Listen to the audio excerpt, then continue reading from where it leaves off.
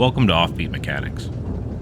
I would like to start this video off by saying, no, I did not roll the machine in the previous clip, and no, I did not learn my lesson. I would like to give you an update though, as it has been around 6 months since we purchased this machine, and I'd like to give you some of my thoughts on it. We have used the machine a fair amount this summer, and have put a total of 600 kilometers on it since we bought it. It has been a blast. My family and I have made tons of great memories in this machine this summer. The Uforce has been able to handle everything we have thrown at it, and has not let us down even in the slightest. We have used it for hauling our fishing boat back and forth to the lake, as well as launching our boat. We have used it to haul wood and clean up around our property. We've also used it to go on an ice cream run with the family, as well as exploring the woods and the mountains around us. There have been some small things that have come up with this machine over the time we've owned it. The first one I'd like to address is the brakes leave a lot to be desired.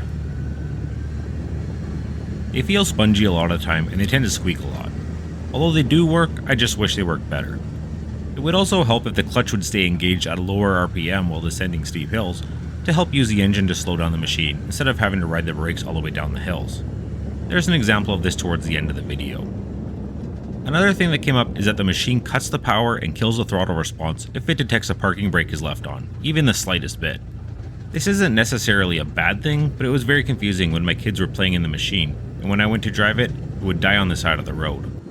It turned out one of the kids had bumped the parking brake, and it was just a little bit off the stop. Not enough to light the dash light though. The machine was not responding to throttle inputs. It also did a similar thing when I forgot to turn off the front differential lock. It would kill the power as soon as it hit 40 kilometers an hour. Again, not a big deal, but it's a bit scary when I thought something was wrong with the machine. The third issue we have had on this machine is the parking pin. If it is parked on any bit of a slope and the parking brake is not engaged, my wife cannot get it out of park. My parents' Polaris machines don't even have a parking brake, and they don't suffer from any sort of issue like this. I hope this is something that CFmoto can address. All in all, I still have zero regrets about buying this machine, and my family and I are happy with our purchase.